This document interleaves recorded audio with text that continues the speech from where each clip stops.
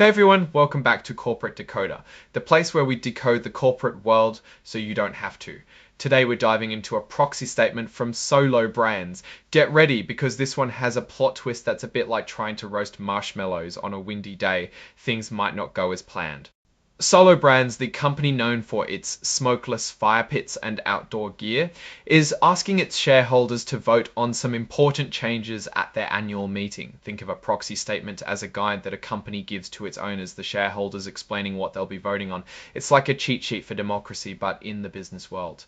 This year, there are 5 proposals on the table. First, there's the usual election of directors. Shareholders get to decide who will sit on the board, which is like the company's governing body. They're nominating John Larson, Andrea Tarbox, and Elizabeth Van Zura. If elected, they will serve till 2028. Directors oversee the company's management and help make big decisions. Next up is the ratification, that is the approval of the company's choice of BDO USA as their independent accounting firm for the coming year. It's like giving a thumbs up to the people who will be checking the company's financial homework. Things get a little more interesting with Proposal 3.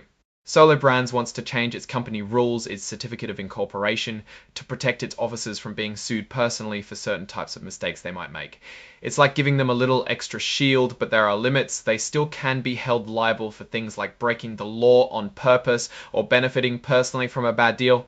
The 4th proposal involves a reverse stock split. What this means is that the company wants the option to combine a bunch of existing shares into fewer shares. For example, they might take every 10 to 100 shares and turn it into just 1 share. The goal is usually to boost the stock price, which can make the company look more attractive to investors. Finally, Proposal 5 asks for the power to delay the annual meeting if they need more time to gather enough votes for Proposals 3 or 4. It's basically a way to keep the meeting open if they're not sure they have enough support to pass these changes.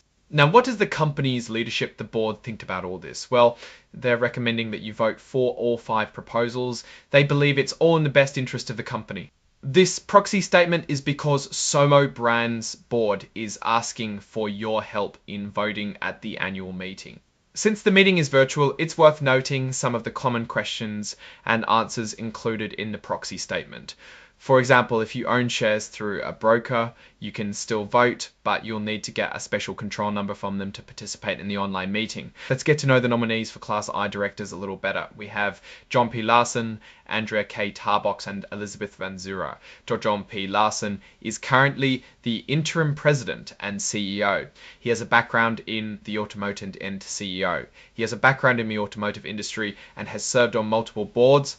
The board thinks Larson's extensive knowledge of consumer product industries and leadership makes him an obvious good choice. Alessandra has been a member of the board since January 2021.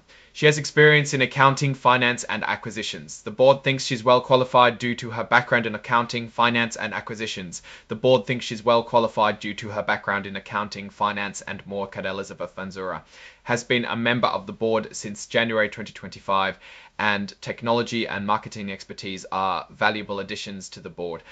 Speaking of the accounting firm the company wants you to approve, they are switching from Ernst & Young LLA to BDO USA PC, and the change was approved by the audit committee. There were disagreements about internal controls, which means procedures to ensure financial information is correct. The audit committee discussed these issues with both firms. But what's the reason for trying to protect the officers from legal liability? The board argues it will help attract and keep talented executives.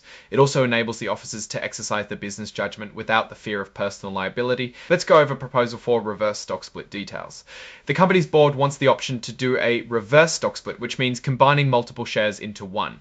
The goal is to increase the stock price to keep it listed on the New York Stock Exchange, which requires a minimum price per share.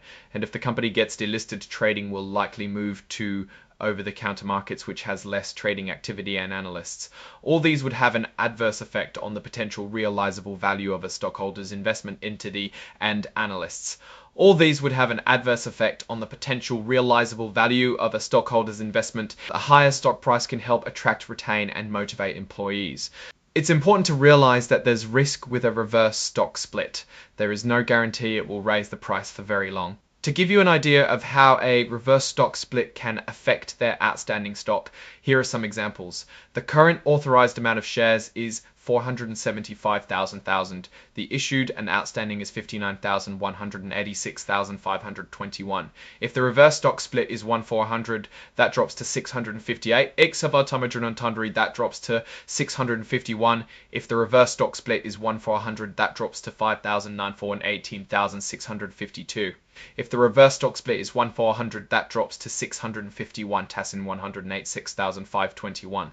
If the reverse stock split is 1/400, that drops to 658. If the company goes ahead with the reverse stock split, here's what you should keep in mind. Don't destroy any stock certificates. The company will contact you with instructions. Also, you might get cash instead of a tiny fraction of a share. There may be tax consequences, so it's best to speak to a tax professional. The company states that they're not currently aware of any hostile takeover attempt, and the reverse stock split proposal isn't part of some plan to prevent one. In closing on this proposal, the board of directors recommends voting for. Now let's talk about fees they paid to Ernst & Young LLP, the previous accounting firm. For audit fees, it was just over $2.1 million for 2024. In 2023, audit fees were just over $2.1 million for 2024. In 2023, $3 and in 2023. Here's a quick look at the executive team. John P. Larson is the interim president and CEO. Laura Coffey is the CFO. Elizabeth Van Zura is the interim chief marketing officer. Looking at the summary compensation table, we can see what the executives made. Chris Metz, the former president and CEO, had total compensation of almost $5 million for 2024. Laura Coffey's total compensation was over $1.4 million. Kent Christensen, the former general counsel, was just over $500,000. John Maris, the former president and CEO, was about $500,000, which was the result of separation pay. Andrea Tarbox was over $600,000, but remember, this was for interim chief financial officer and member of board.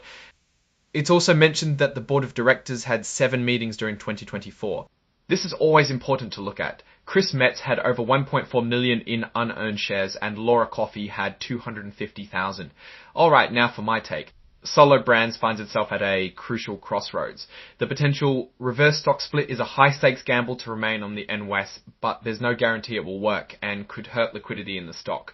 On the other hand, limiting legal exposure of officers is a good thing for recruiting top talent to the company. This proxy statement presents some potential issues, but also some good ideas. Now it's up to the shareholders to decide.